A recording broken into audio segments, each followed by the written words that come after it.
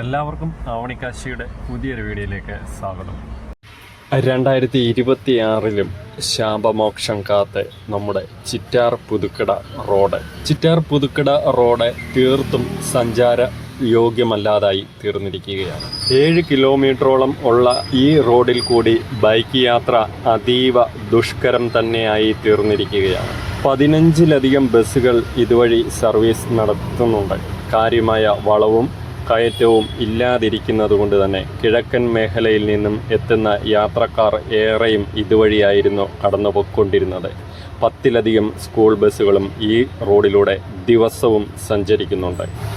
ഉന്നത നിലവാരത്തിൽ road tar ചെയ്യുമെന്ന അധികൃതരുടെ പ്രഖ്യാപനം നീളുകയാണ്.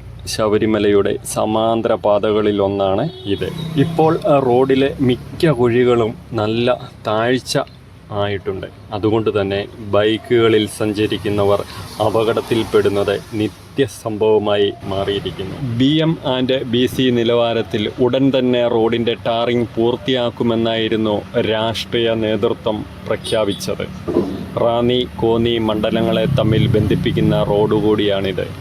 പുതുക്കട മുതൽ മണക്കയം വരെ പെരുന്നാട് പഞ്ചായത്തിൻ്റെ 10ാം വാർഡിലൂടെയാണ് റോഡിൻ്റെ ഭൂരിഭാഗവും കടന്നു പോകുന്നത്. ഉന്നത നിലവാരത്തിൽ റോഡിൻ്റെ 2 ഭാഗങ്ങളിലും പണി തുടങ്ങിയെങ്കിലും അത് ഏതാണ്ട് അവസാനിച്ച മട്ടിലാണ് ഇപ്പോൾ നിങ്ങൾ ഈ കണ്ടുകൊണ്ടിരിക്കുന്ന ഭാഗം മണക്കയം പാലം കഴിഞ്ഞ് പുതുക്കട വരെയുള്ള ഭാഗത്തെ കുണ്ടും കുഴിയും മാത്രമാണ്. ഈ ഒരു ഭാഗം തീർത്തും സഞ്ചാര യോഗ്യമല്ലാതായി തീർന്നിരിക്കുകയാണ്. ഈ ഒരു റോഡ് പണിയുവാൻ വേണ്ടി കോടികൾ അനുവദിച്ചിട്ടുണ്ടെന്ന് പറയുന്നുണ്ടെങ്കിലും അത് തീർത്തും പേപ്പറിൽ മാത്രമായി ഒതുങ്ങുകയാണ്. 4-5 വർഷമായി കൊണ്ട് തകർന്നു കിടക്കുന്ന ഈ ഒരു റോഡിൻ്റെ ശാപമോക്ഷവും കാത്ത് ജനങ്ങൾ പാടാ ദുരിതത്തിൽ പെട്ടിരിക്കുകയാണ്.